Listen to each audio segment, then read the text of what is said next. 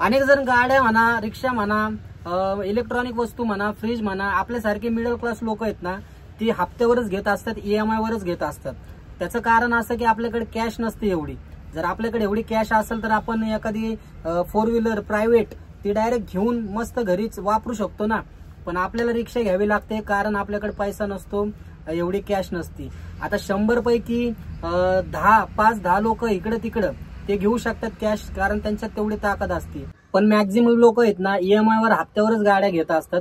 त्याच्यामुळं सांगण्याचं तात्पर्य एवढं आहे मित्रांनो, जे खरंच तळमळीने नाही का धंदा करतात, जिद्दीने धंदा करतात आणि हप्ता टाइम टू टाइम आपल्या बँकेमध्ये जमा करतात, तर असाच धंदा करता करता आणि आपण हप्ता EMI 3 तारखेच्या आतमध्येच अकाउंटमध्ये व्यवस्थित जमा करून ठेवतो, जेणेकरून आपला हप्ता बाउन्स होऊ नये आणि आपल्याला बाउन्स चार्जेस लागू नये।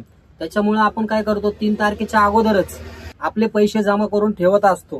आता 3 तारीख आली जवळ, चला आपण धंदा करतोय धंद्याच्या नादात आपल्याला काय कळतच नाही, आपण चला म्हणतोय पैसे तर अकाउंट मध्ये आहे, कट होतील, त्याच्यामुळे काय आपण आपल्या धंद्यावर लक्ष असतं, आपण धंदा करत असतो। पण अचानक एखादा मेसेज येतो मोबाईलवर आणि आपण बघतो आपल्या अकाउंट मध्ये क्रेडिट झाले, आपण असंच धंदा करता करता एखाद्याकडून पेमेंट घेत असतो आणि पेमेंट घेतल्यावर आपलं लक्ष मेसेज मध्ये जातं आणि त्या पैशाकडे जातं, त्या रकमेकडे जातं जी आपण रक्कम जमा केली। त्याच्यानंतर आपलं लक्ष देतो, अरे दिवसाची रात्र झाली, आज EMI चा दिवस, आज हप्त्याचा दिवस, तरी हप्ता आपला कट झाला नाही।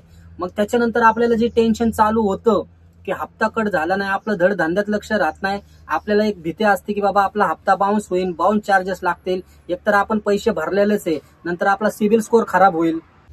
त्याच्यामुळे काय आपलं लक्ष धड धंद्यातही राहत नाही आणि इकडेही राहत नाही, एकतर आपण धंदा पण व्यवस्थित करत नाही आणि सारखं आपलं ते मोबाईल मध्ये काहीतरी काढे करणार किंवा बजाज सर्व्हिसचा नंबर शोधणार, त्याला कस्टमर केअरला फोन करणार, ते फोन लागतो नाही लागतो, उचलतो नाही उचलतो, आपण त्याच सतत टेन्शन मध्ये असतो की आपल्या अकाउंट मध्ये पैसे असून पण आपला हप्ता का कट झाला नाही, काय कारण असेल, का बँकेत चक्कर मारावी का, बँकेचा काही इश्यू आहे का, किंवा लोनवाल्याचा फायनान्सवाल्याचा काही इश्यू आहे का, आपण आपल्या जागे बरोबर आहे, या आपण टेन्शन मध्ये राहत असतो सतत आणि आपलं धंद्यावर पण लक्ष राहत नाही, धंदा पण होत नाही।